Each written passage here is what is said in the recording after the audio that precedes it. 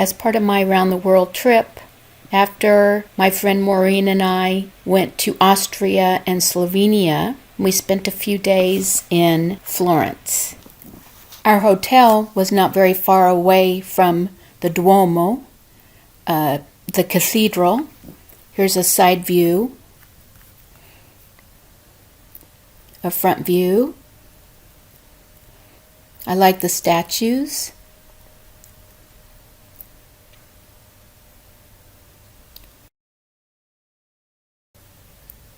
Beautiful paintings, as I expected. Here's the inside, with a very beautiful painted ceiling.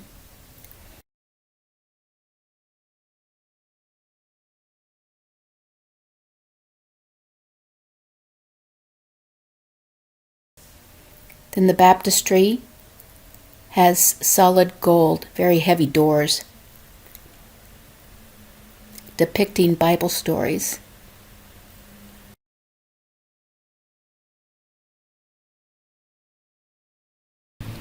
The most important part of our visit was, of course, going to the Accademia Gallery, the museum where Michelangelo's David is. Just rounding the corner into this gallery and seeing him for the first time made my skin tingle.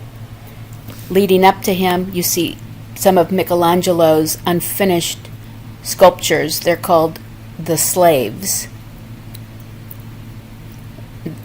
You can imagine how fantastic they would have been.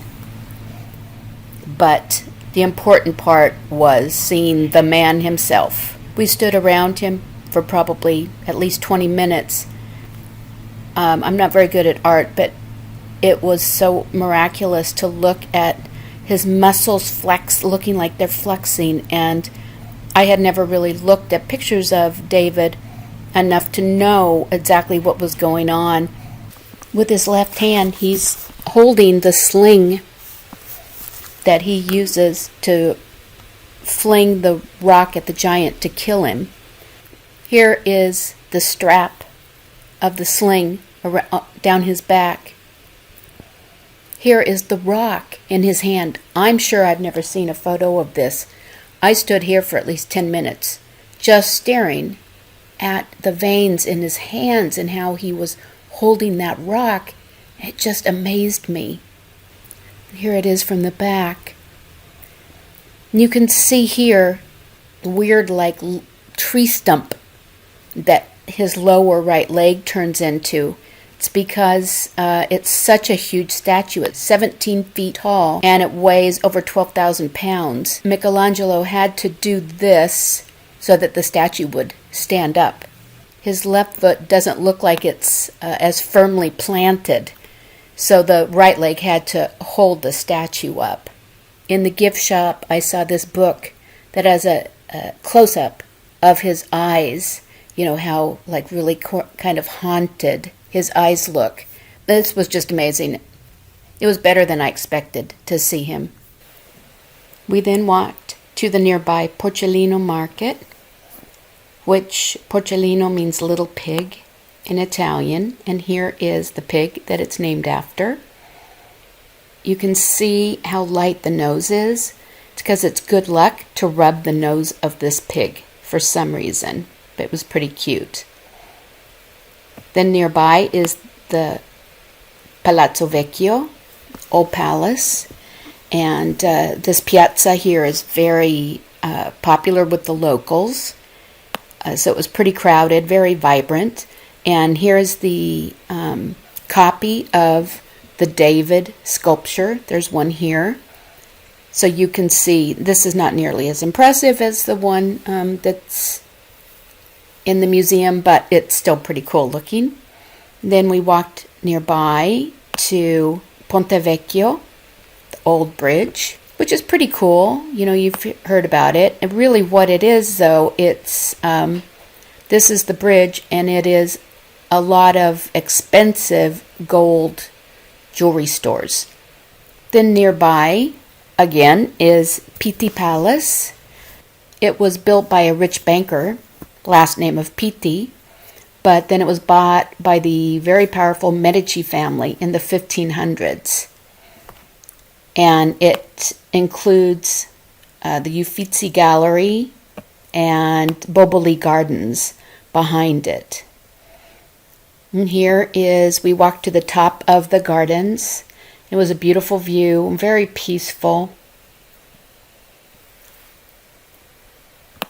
The gardens, getting up here was pretty steep, but you had a really great view.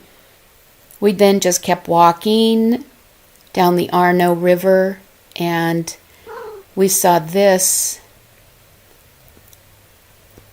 We walked up some stairs to this, and then you kept going up some stairs through some gardens, and then you were up at a place where you could drive also, and it was just like a good viewpoint. I kind of liked this metal suitcase, and you could stand in front and get a good picture with Florence in the background. Yeah, Maureen and I just made the most of our 3 days. We had a fabulous time. The only downside was that one day we had 2 5-point-something earthquakes, which was pretty scary.